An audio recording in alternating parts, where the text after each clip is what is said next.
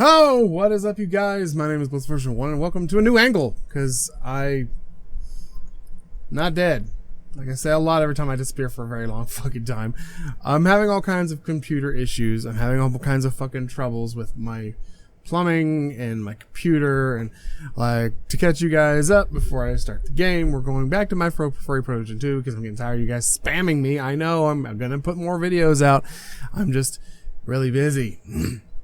Between work running me freaking ragged by doing 20 bajillion freaking things, only getting paid to do one, and then on top of that, my freaking bullcrap with my plumbing is giving me all kinds of hell, and then on top of that, my kid spilt soda in my computer, ruining my graphics card, so I had to go back to a previous graphics card, which isn't really up to snuff to play some of the games that I was playing.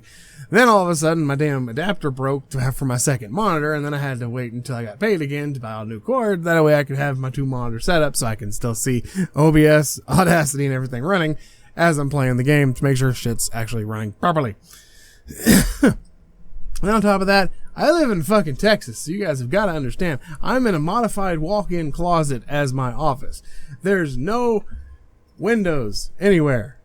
I have a ceiling fan and two floor fans. A little one on this down here by my left, and one directly underneath me that's got I can put ice packs in to make it cooler.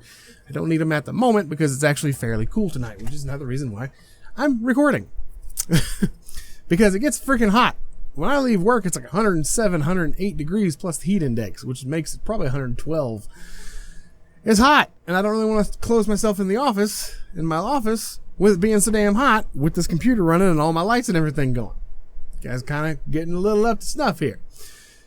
I mean, I'm trying to put content out for you guys. I'm trying to do my best, but at the same time, I'm overworked, underpaid, and shit keeps fucking up. So, but we're going back to my Furry Protogen 2 because I want to play some more of this, and you guys keep asking for it. Or correction, one particular person individually who continuously spams almost all my freaking videos with the comment, my Furry Protogen 2. I'm well aware.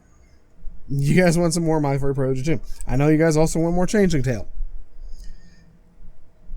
I want to go back to it, but at the same time, there's not really much else to do. I mean, even if I were to go back through it, a lot of it's going to get cut until it's something new that you guys haven't seen. I urge you guys, if you guys want to have more of that, go get the game. It is worth it. But anyway, moving right along to loudness. There it is.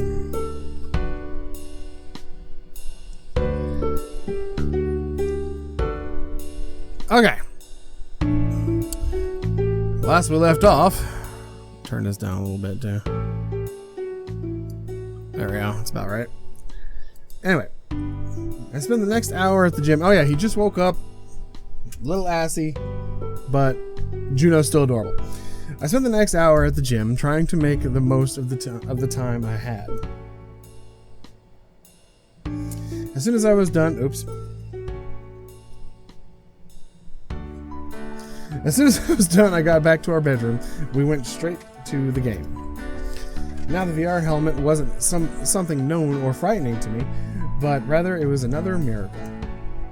Juno explained to me how it worked, but I still couldn't understand it completely. I played a few rounds with Juno, each of which I won. Eventually I took off my headset and my helmet and collapsed on the bed. It's not fair, you're just letting me win. Juno feigned surprise. What? No, of course not. How could you think that? Your skills just got better. That's the only reason. Nah, sure. Whatever you say. All 3 rounds in a row. Yep. Nothing strange at all. Come on, Blitz. You don't have to. Why don't you want to believe that you just got better at the game? Or maybe you just got lucky. A smile reappeared on Juno's helmet as she hugged me across my stomach, pressing closer to my side. Not good to give in. I can't improve if you're not even trying. Okay, I won't do it again. But you're really making progress.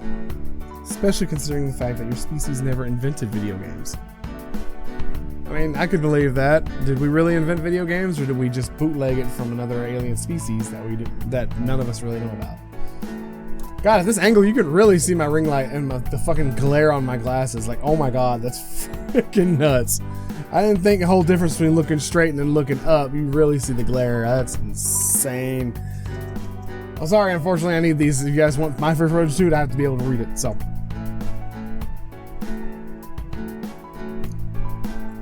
Juno's word echoed with faint pain somewhere in my chest. I said nothing, staring at the ceiling. Here we go!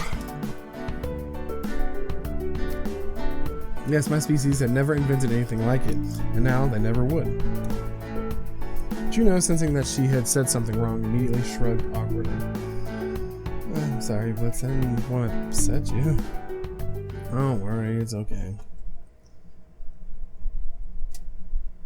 I shook those thoughts away and rolled over, hovering over Juno and kissing her neck. Oh! Am I about to have to do a Patreon exclusive? Oh. I just wanted to forget to get out of my head, and sex was the best way to do that. Oh, this is about to get spicy. Are you guys about to get slapped with the Patreon only thing and then a skip so you can piss you guys off because you guys hate when I do that? I'm sorry, but again, YouTube doesn't like when I post that kind of, even when I heavily censor it, YouTube doesn't like that. So I just don't post it no more. I have to put it on the Patreon. You guys have to go there. It's cheap. It's the cheapest tier I can think of. Juno's embrace always felt so warm. It was as if at those moments, blah, blah, blah, time slowed down and eventually stopped, giving us a break, and we could just savor those moments with each other. Ding dong dingly dong, is the spiciness over? I think the spiciness is over. We spent the next few days traveling. Now we finally had a destination, and it was so refreshing. We've been drifting rather aimlessly in space for the last few months. Just following the anomalies at random. Juno was working, trying to chart out the planet we needed to go to, and I always felt like time was drinking away like sand through my fingers. But now we finally knew where we were going, and I felt an unprecedented rush of motivation. In the last few hours before we arrived, I found myself aimlessly wandering around the ship. I was idling between the many compartments, pestering Juno with countless questions like a kid, asking how much longer we had to wait. When Pixie finally announced that we could enter the planet's atmosphere, I jumped into the jet ahead of Juno. I peered through the cockpit glass at the planet before me. Even from space, it was nothing like my home. It appeared as a dirty lump hanging in space, radiating with a murky yellow glow. Our jet descended through the gray, thick clouds, which parted and finally revealed the mountains. Well, they seemed like they were mountains at first. From afar, they looked like huge sandhills, reaching upward, and it was only when I got closer I saw nothing to do with mountains. Oh, it had nothing. What is this? This is space. What exactly happened to this planet? I couldn't help but scour in utter bewilderment.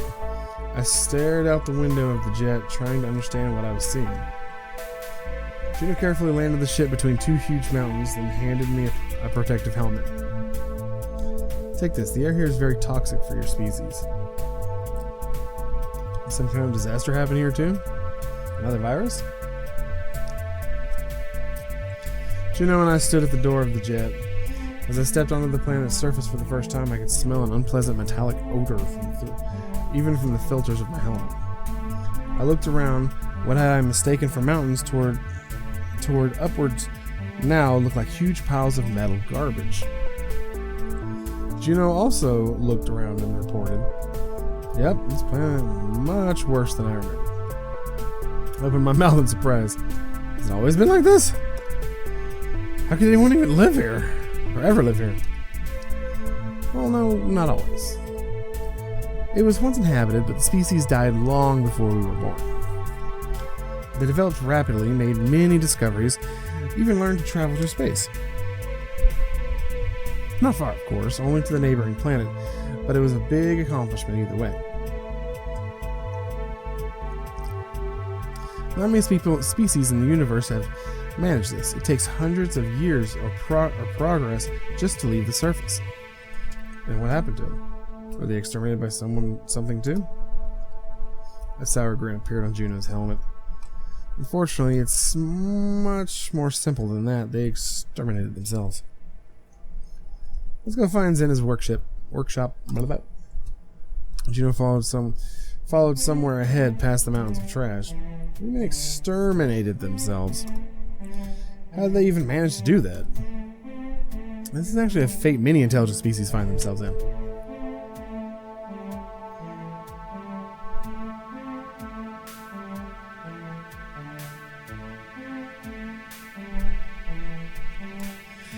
They reached the peak of their progress, invented weapons of mass destruction, and dragged themselves down in wars.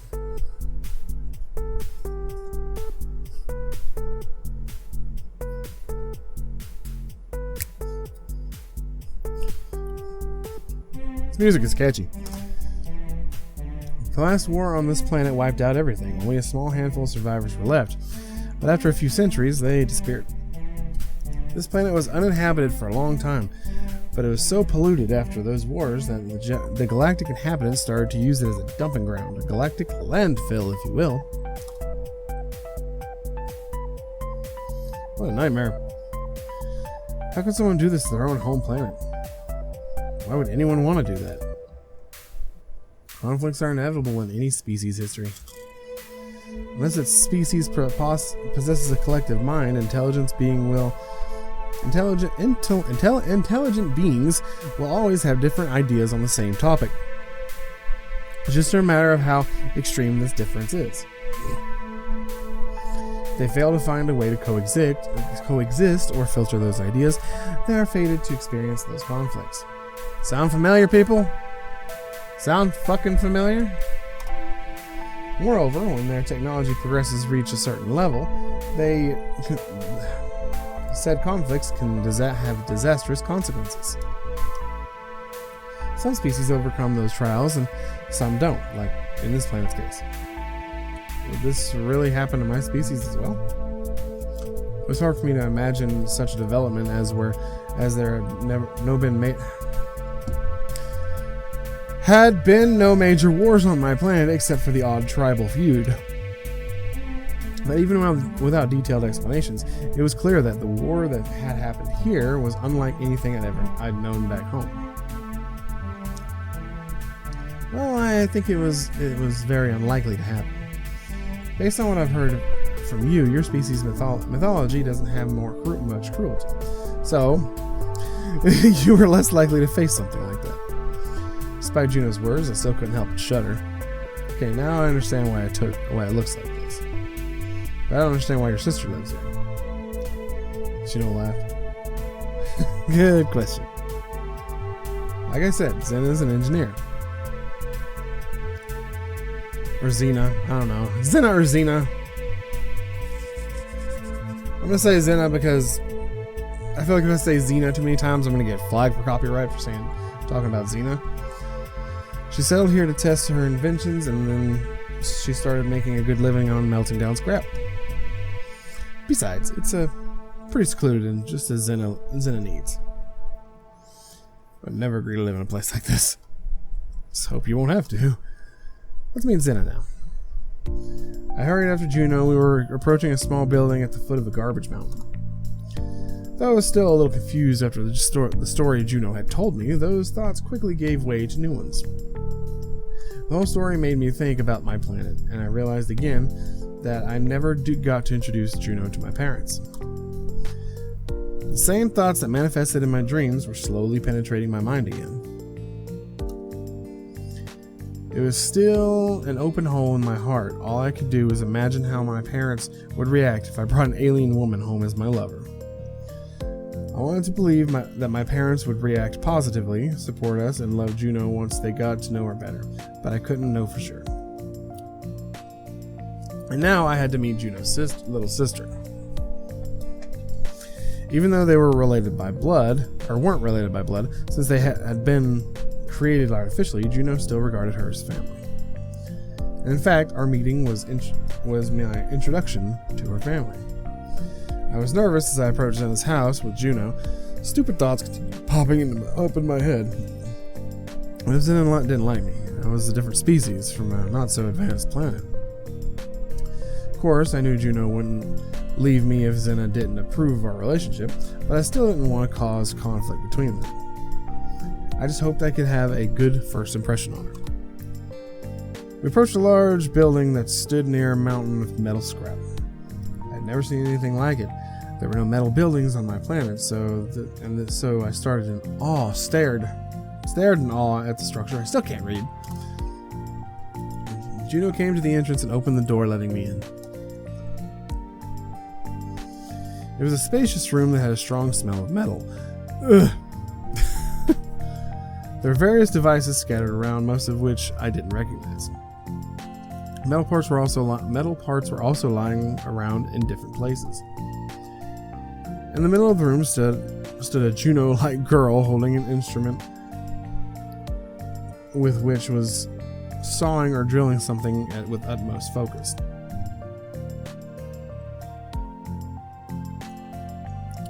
I stared with interest at what she was doing. She was standing next to a large metal contraption made up of many parts. And there was a sparking glow coming from her device. Finally, Juno made a strange sound with her helmet, alerting Xena to our presence. However, she simply extended her hand towards us, silently signaling for us to be quiet. For the next few minutes, Juno and I waited patiently for Xena to finish and turn her attention to us.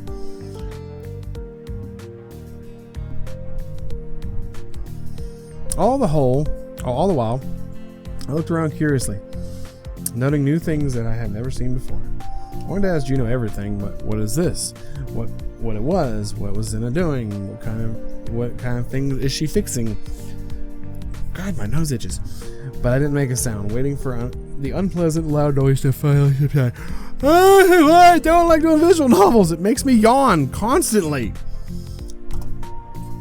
Juno also had various instruments on the ship, and she explained many of them to me, and how they operated. But the contraptions here in Xena's base were completely unknown to me.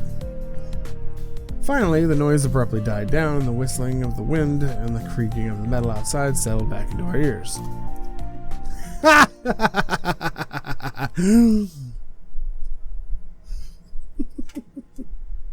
Whoop! Xena turned to us, putting her tool aside, and a huge smile appeared on her helmet, similar to Juno's, only with a bluish glow.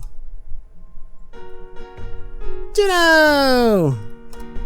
Xena squealed with joy and rushed towards Juno, almost knocking her off her feet.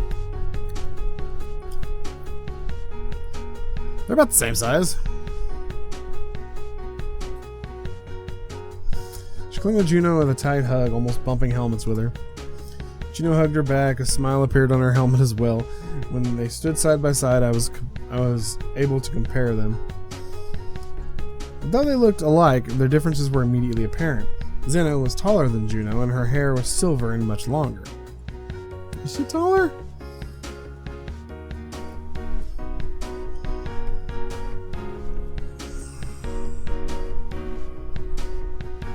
Okay, she is, just not by much. You can't see what I'm doing, but I'm measuring the top of their helmets. Juno's helmet goes to about, like here. Draw a dotted line, dude, right about there. So, I mean, the top of her head, the tip, with her hair, she's actually about the same size. But hair isn't everything. I mean, ear to ear, even her ear will. But honestly, if she perked her ears up, they'd probably be about the same size. But again, I digress. I don't know. I didn't make the game. And her hair silver much longer. I stood back watching the greeting and felt a little awkward. This is Blitz. I told you about him, remember? Oh, he's so small and cute. Where'd you find him, Juno? Look at him, he's adorable. Her words made me blush, feeling even more awkward. Nice to meet you. I put out my hand for a handshake. Xena gave me a puzzled look, then smiled and slapped my hand. Slapping it so hard the impact echoed in my ears. I held back a shriek, sensing she was as strong as Juno, or perhaps even stronger. It's nice to meet you. Nice to meet you too. I couldn't wait to see what kind of friend Juno made. Xena grinned slyly. I'd like this chick. And slightly played eyebrows appeared on her helmet. Yeah, she told me about you too? Really? What did she tell you? Bet she missed me a lot. Right, Juno? How long has it been since I last saw you? Feels like forever. Probably 10 years. Juno smiled embarrassingly and Xena waved her hand. I didn't even notice how fast time flies by here. Happens when you sit at work for all that time. It happens when you sit at work all the time. Last time someone visited me was NV0100. That was a while ago. She said she's staying at Yashindore right now. She said she needed a break from everything. Popped in to buy a few things and flew off. Wait, what? Wait, really? I haven't contacted her in a while. I thought she was in another galaxy altogether. She failed her last mission and then decided to go on vacation. I really watched their conversation sheepishly, feeling like a kid who was eavesdropping on other people's secrets. Finally, Juno turned her gaze towards me. Look, Xena, we're in a hurry. Just passing through as well. Did you finish my things? Xena chuckled. Of course, everything's ready and waiting for you. But I have to finish this crap before I pack your order. Just give me about 10 minutes. And besides, I can't just let you go without any chit-chat, can I? I love the fucking emoji on the helmets. They're the best. Peak to peak. I mean, yeah, but I can tell that Juno's much bustier. Oh, maybe? I don't know. It's kind of hard to tell because it's the way the protogens are drawn, especially female protogens.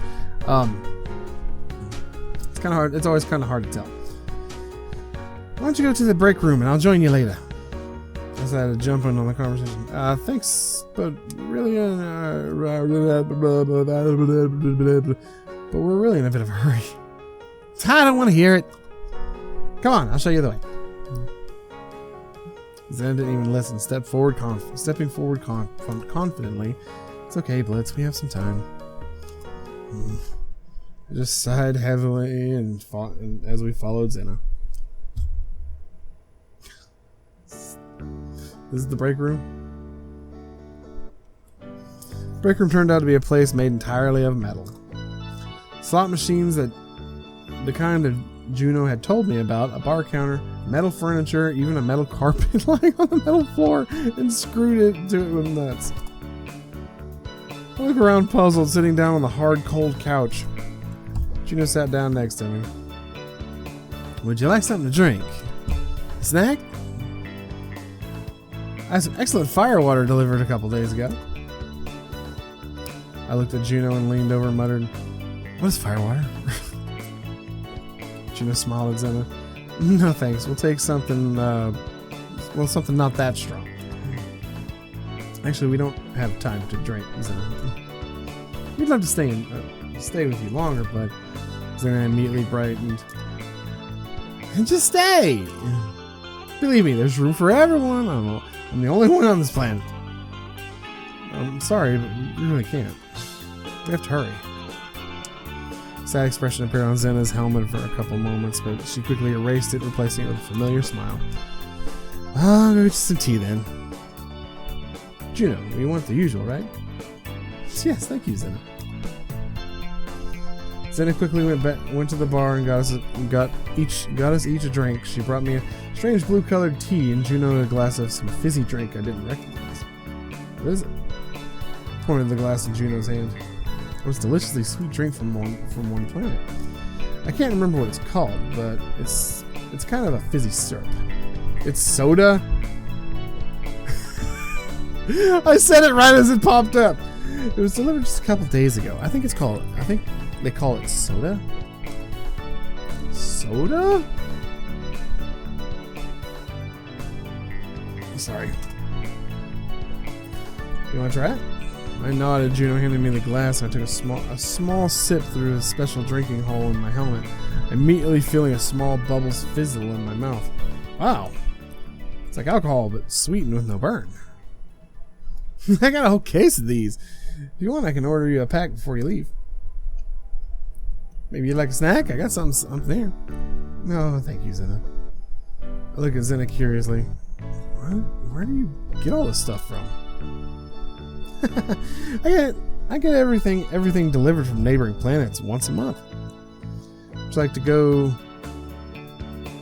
like to go there together? A note of hope flashed on Xena's voice again. Sorry, sis, we're in a real hurry. Xena smiled. Oh, right. Well, anyway, you should go there sometime in the future. It's unforgettable. Maybe next year. Xena nodded. Her helmet brightened up a little bit. Okay, I'll go and get everything ready. Just wait for me for about 10 minutes. And please don't fool around without me. I have so many toys you guys would like. Wait, what? Wait, what? Hold on, if I'm reading this context of these italicized...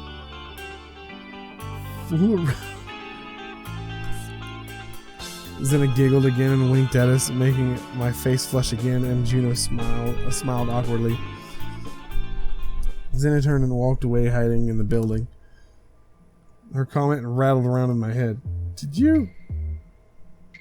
told her that you and I... Juno blushed again. No, I just said you were... I said you're a close friend. But don't worry, even if we were really just friends, Xena would have said exactly the same thing. She made the same joke about Toshi. Juno and I sat in silence for a moment. For a while, listening to the clanking of metal, I looked ponderously at the mountains of garbage around us. How does Xena even live here? It'd be torture for me. There's no one to talk to and no nature to admire. Juno smiled softly. Yeah, I know, and that's why she wants to stay a little longer. Hope you're not offended by her manners, Blitz. She's just lonely here. She's always happy to have someone over, even if it's just for a little while. Of course, I'm not offended. I'd love to stick around for a visit, if it weren't for our mission. I was being a little deceitful. I really didn't want to stay on this planet at all. But I wouldn't mind going along with the two of them to the neighboring planet Xena had mentioned to see the seasonal sail and other inhabitants of the galaxy. I could hardly imagine Xena living here, and I couldn't help but feel a bit sad for her. There was no way I could have survived in such conditions. Why doesn't she just leave this mess? Juno shrugged thoughtfully. Like I said, Xena came here of her own volition. She likes it here. She's always loved the solitude. It's just that sometimes there's such a thing as too much solitude, if you ask me. No, there's not. I prefer my solitude. I spent a lot of time alone too, only talking to Pixie. I thought everything was great, but when I met you, I realized how lonely I was. Maybe Xena will meet someone too, who knows? I smiled weakly. How will she meet anyone if she spends all her time in this dump? Juno laughed. I told her the same thing, and Xena had always been a little shut in. Lost it long ago. Well, your species' psyche is much weaker than ours. Hey, I guess so. Plus, Xena has a job here. Her life is her work, and her work is her life. I'm certain that no one can make a set of tech armor better than her. This is why we came here. We're finally changing it. Or you're finally changing it. Juno smiled. I've decided that we need a little upgrade if we want to deal with the anomaly. Xena is an expert in terms of technology. I asked her to create a set of reinforced armor to be ready for anything. There will be enhanced protection, temperature monitoring, and organ functioning analysis. And on top of that, Pixie will be able to get all the data through my armor sensors. If I take critical damage, the suit will send an emergency signal to Pixie, so we'll send the jet to fetch me. You'll see for yourself soon enough. Sounds great, but I hope you never get to that situation where the signal thing is needed. Juno, well, it's better to be prepared for everything. Now that you mention it, I'd like to get myself some armor too. Juno looked at me in surprise. Why do you need armor? Why, to fight alongside you. Duh. You don't think I'd let you go anywhere alone, do you? No, of course not, but you're... What? I look at Juno knowing what she was thinking right now, and she meant I was weaker than her. No matter how much I trained, I couldn't match her performance simply because of the limitations of my body. But even though it was an objective and an obvious fact, I still felt a surge of irritation in my chest. It was as if Juno hadn't even thought about me fighting, had written me off beforehand, but I wasn't going to stand by. It was my own planet that had been destroyed, and it was my responsibility to take my revenge. I'm saying my a lot there, buddy. Xena interrupted our conversation at the moment, unknowingly stopping an impending quarrel. I don't want to argue with Juno, not at all, but lately I'd been thinking I was pushing it to myself. It was as if I couldn't help myself, as if my emotions were bubbling inside me, were eager to find some way out. It was getting harder and harder to hold back, no matter how hard I tried, and it made me feel like a psycho. Juno was my closest friend, my lover, the one who had always supported me. I couldn't understand why my negative emotions, irritation, and resentment were directed at her. Maybe it was because there was no one else. I sighed, once again berating myself, and silently thanked Xena for stepping in at such a good time. Xena appeared before us with a large container, which she placed effortlessly on the floor. So, everything you're going to need is in here. I've got it all set up, armor's all ready, just waiting for you, sis. As well as the weapons and mods you asked for. Xena winked at us, and Juno grinned. Thank you, Xena. Can I put it on now? Wait, you ordered weapons as well? Yeah, just a melee weapon. I'll show it to you when we get back to the ship. Juno approached the container, running her hand admiringly over it. You can put it on right now, but I'd advise you to do it on your ship instead. How about Blitz? Take the armor to your jet while you and I have a little chat.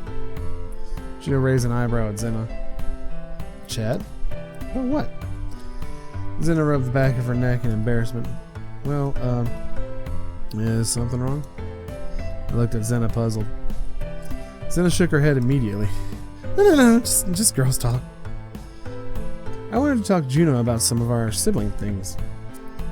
Juno looked just as stunned as I was, but she must have realized something from the tone of Xena's voice, because she nodded and turned to me. Blitz, can you take the armor to the jet? I'll be right back. Shouldn't take me more than 10 minutes, right? Xena immediately agreed. Just be a word or two. I smiled uncertainly and nodded. I walked over in the container and struggled to pick it up off the floor. It was heavy, metal, and cold.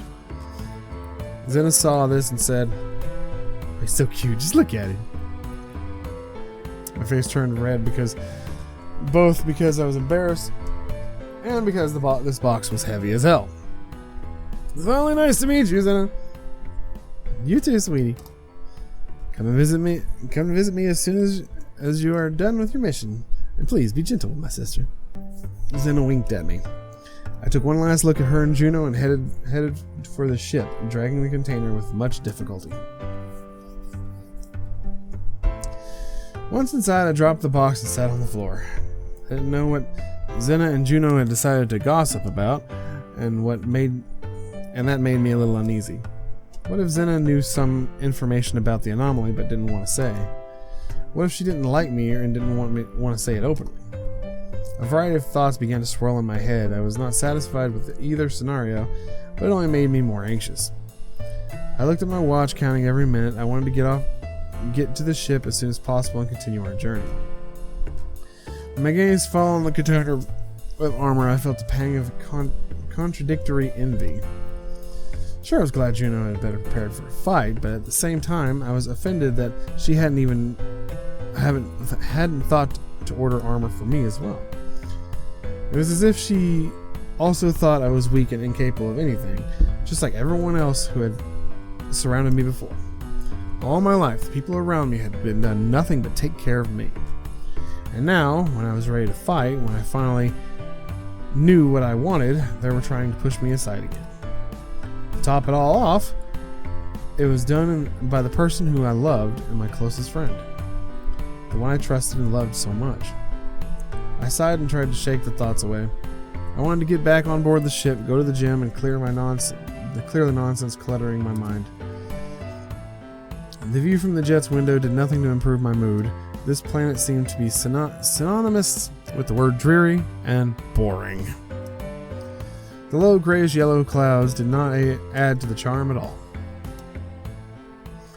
Half an hour late. God damn, she said 10 minutes? Half an hour? Later, I was about to search for Juno when the doors opened and Juno came aboard. She looked sad and confused, deep in her thoughts. Settling into her chair she silently pressed the cockpit's buttons and the jet lifted into the air. Is everything alright? Juno turned to me with an awkward smile and appeared on her helmet. Yeah, everything's just fine. Let's hurry back and test my new armor. The jet floated upward, maneuvering carefully among the mountains of debris. But I couldn't shake the feeling that something was wrong. Juno looked tense, as if she'd heard bad news. What did Xena say? My question hung in the air unanswered. After a moment's silence, Juno shook her head. It's alright, Blitz. Don't worry. We just had a chat about this and that. I'm just sad to part with Xena, that's all. Is that really it? There was a falseness in Juno's voice, and I'd learned to recognize after practically 2 years of living side by side. I didn't like her reaction. Something was clearly upsetting her. I wanted to know, to understand what was wrong, but Juno didn't seem keen on enlightening me. We just talked about the past. You wouldn't be interested anyway. I scowled. Not that you've ever told me anything about your past besides Toshi. Juno didn't answer, concentrating on the jet controls. Though she didn't need to, it had maneuvered itself back to the ship thanks to its autopilot. I still wanted to push the matter further, to ask Juno what had happened. The fact that I didn't know much about her hurt me a little, because Juno knew practically everything about me. She knew about the prophecy, about my home planet, about my parents, about what had happened and why I'd run away. But she wouldn't tell me anything about her life, and sometimes I felt that she just didn't want to. Dude, just chill. She'll tell you eventually.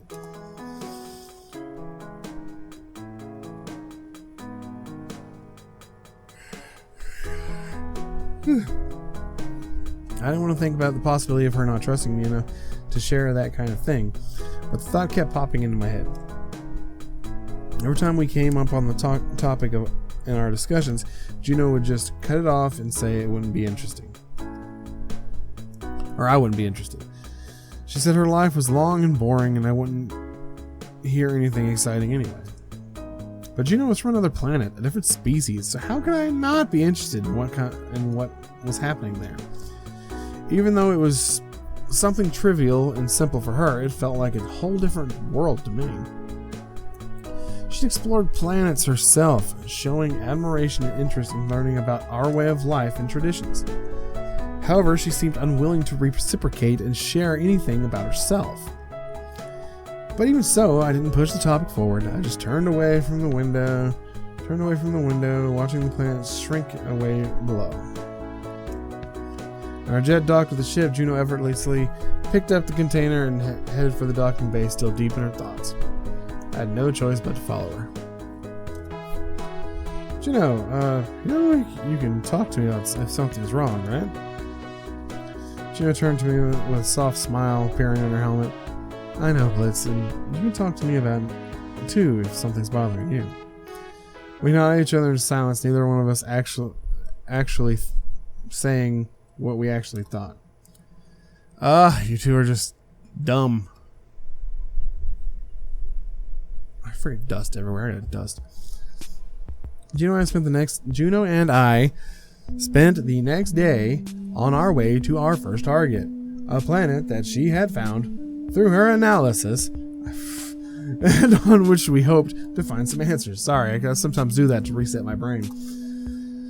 Judging by the fact that Juno sent signals to the planet and received no response, we knew in advance that the planet was either uninhabited or the creatures living on it had not yet reached the level of development to be able to receive and send signals in space. As we approached the planet, I felt a mixture of impatience, excitement, and anxiety. I wanted to so desperately for us to find something, anything, to get even a hint of as soon as possible. So much time without any progress had done wicked things to my psyche. And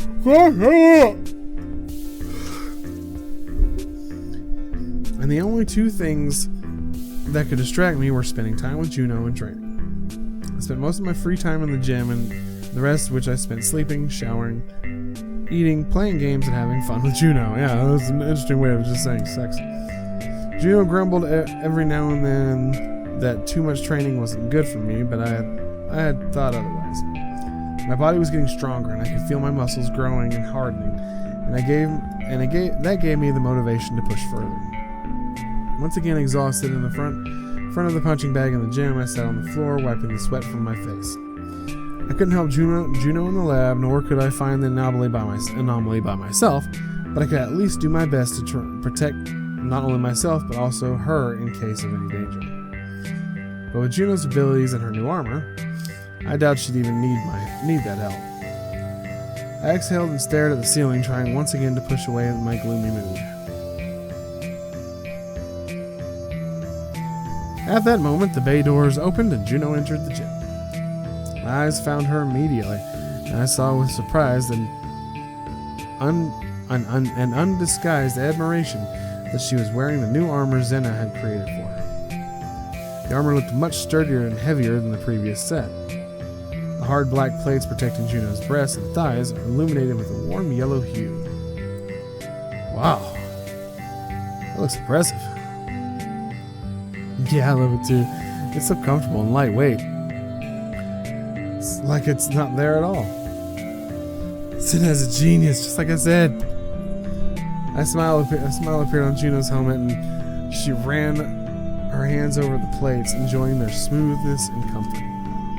You look very beautiful in it. Gorgeous! That's K. I smiled involuntarily, enjoying the view of the armor again, accentuating Juno's sexy, strong, and yet graceful figure. Oh, thank you.